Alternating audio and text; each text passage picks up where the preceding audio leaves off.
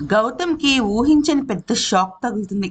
అయితే మల్లికి అరవింద్ జాడ గురించి చెప్పే నర్స్ ఒక అమ్మాయి ఉంది కదా! ఆ అమ్మాయి అలాగే తన బాయ్ ఫ్రెండ్ ఇద్దరు కూడా బయట రోడ్డు మీద కనిపిస్తారు. గౌతమ్, మల్లి ఇద్దరు కూడా సరదాగా మొక్కజొన్న పొత్తు తిందామని బయటకొస్తారు.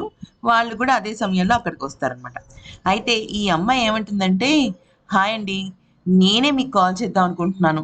లక్కీగా మీరే కనిపించారు" అంటే మల్లి అంటుంది, "ఏ విషయం గురించి మాట్లాడటానికి" అని అడుగుతుంది. దానికి అప్పుడు ఆ నర్స్ ఏమంటుందంటే, "ఏం లేదు. అరవింద్ గారి గురించి ఒక పెద్ద శుభవార్త చెప్పటానికి మీకు కాల్ చేద్దాం అనుకున్నాను" అనంగానే, ఎనక వైపు తిరిగి ఉన్న గౌతమ్ వణికిపోతూ ఉంటాడనమాట. ఎంతలా వణికిపోతాడంటే అసలింకా ఏదో చావు కబురు విన్నట్టు ఫీల్ అవుతూ ఉంటాడు. ఆ తర్వాత ఇంతకీ ఏంటి ఆ మ్యాటర్ అంటే, అరవింద్‌ని కాపాడిన వాళ్ళు ఆహ్, ఫోను చేశారంట ఈ హాస్పిటల్ వాళ్ళకి. ఫోను చేసి ఒక 2 డేస్‌లో మేము అరవింద్‌ని తీసుకొస్తున్నాము అని చెప్పేసి మల్లికి చెప్పారు. ఆ హాస్పిటల్ వాళ్ళకి చెప్పారట.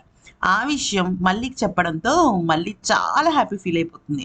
అంటే ఒక్కొక్క న్యూస్ అరవింద్‌కి పాజిటివ్‌గా వస్తుందంటే మల్లి చాలా హ్యాపీ కదా! అయితే ఆ విషయం అంతా చెప్పిన తర్వాత, అంటే వాళ్ళొచ్చిన తర్వాత నేను మీకు కాల్ చేస్తానండి. మీరొచ్చేసేయండి అంటే, సరే అని మళ్ళీ అంటుంది. ఇక ఆ తర్వాత మళ్ళీ దగ్గర నుంచి ఆ నర్స్ ఇంటికి వెళ్ళిపోతూ ఒక చిన్న మాట చెప్తాను వినండి. నాకెందుకో ఆ రోజు సీసీటీవీ ఫుటేజ్ మిస్ అయినప్పటి నుంచి మీకు తెలిసిన వాళ్ళు, మీ వెనకాల ఉన్న వాళ్ళే ఎందుకో అరవింద్ గారన్నా, మీరన్నా పడదేమో అని నాకనిపిస్తోంది. వాళ్ళిద్దరూ వా వాళ్ళు ఎవరో మీ ఇద్దరంటే పడని వాళ్ళే ఈ రకంగా డిలీట్ చేయిస్తున్నారు అనంగానే గౌతమ్ వణికిపోతుంటాడనమాట. అంటే గౌతమ్‌కసలు ఇంక షాక్ మీద షాక్. దాంతో ఆ మాట విన్న తర్వాత మల్లికి కూడా ఆ అనుమానం మొదలైపోతుంది. కరెక్టే కదా!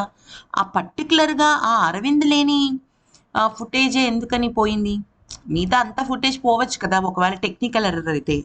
అదే విషయాన్ని ఆ నర్స్ చెప్పడంతో మళ్ళీ కళ్ళు తెరుచుకుంటాయి. గౌతమ్‌కేమో బ్యాడ్ టైమ్ స్టార్ట్.